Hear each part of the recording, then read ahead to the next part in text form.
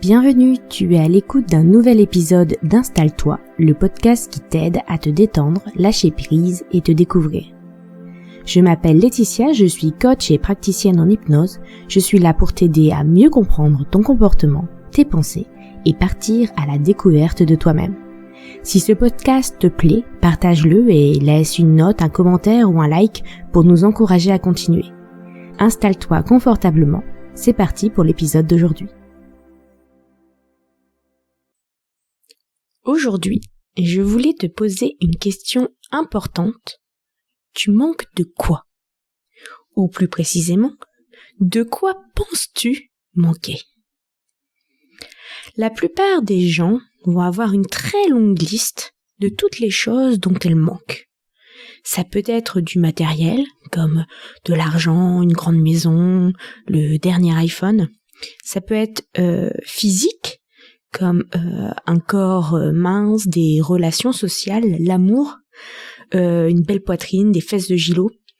Ça peut être mental, de la confiance en soi, du courage, de la persévérance, de la motivation. Je t'invite donc vraiment à mettre cet épisode en pause et faire cette liste. Et comme pour chaque exercice d'écriture que je te propose, ne te censure pas, écris tout ce qui te vient. Même si ton mental vient te dire que c'est nul ou que c'est superficiel de dire ça, que d'autres ont moins de chance que toi, etc., ne te laisse pas influencer, écris tout ce qui te vient. Alors, de quoi manques-tu ? Maintenant que c'est fait, je peux te dire qu'il est fort probable que cette liste soit complètement fausse. En réalité, si je te donne les moyens d'avoir les ressources matérielles que tu aimerais, tu auras toujours cette sensation de manquer. C'est d'ailleurs souvent ce qui arrive, on obtient ce que l'on pense désirer, et finalement, ça ne nous apporte pas la satisfaction qu'on pensait. Si grâce à ma baguette magique, je te donne le physique dont tu rêves, est-ce que tu seras réellement satisfaite? Ressentiras-tu ce bien-être recherché? Si je te donne le courage dont tu crois manquer, est-ce que cela te fera te sentir mieux? Peut-être qu'une partie de toi pense que oui, et c'est ok. Mais souvent, les choses externes dont on pense manquer reflètent en fait un manque interne. On se sert de l'extérieur pour combler un vide intérieur. C'est pour ça que certaines personnes, à certains moments de leur vie, se rendent compte qu'en fait, à première vue, elles ont tout pour être heureuses, il ne leur manque rien, et pourtant, il y a un vide à l'intérieur, il y a quelque chose à l'intérieur qui leur manque. Alors je t'invite à reprendre cette liste et chercher qu'est-ce que tu cherches derrière ce manque. Qu'est-ce que tu veux ressentir ou ne pas ressentir à travers ce que tu as écrit qui te manquait. Bon là, peut-être que tu commences à accepter l'idée que oui, avoir certains objets, avoir un certain physique ou rencontrer certaines personnes, c'est pour répondre à un manque interne de confiance en soi, d'amour de soi, de connaissance, de qualité, de capacité. Mais en fait, non. Tu ne manques pas de capacité ou de qualité. Tu manques simplement d'écoute de toi. Tu agis en fait en désaccord, en disharmonie avec toi-même.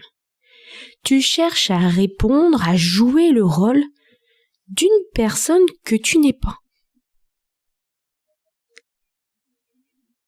Tu es parfaite comme tu es. ouvre les yeux, ouvre ton cœur pour le voir. Et tant que tu chercheras à être autre chose, tu ne pourras pas combler ce vide à l'intérieur.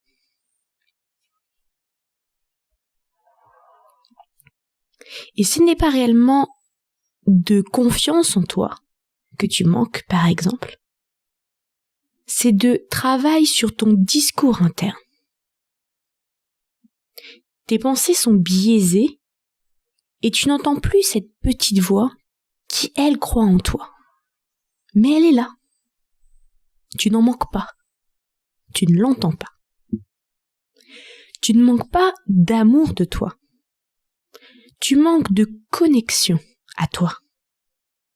Accepte de ressentir.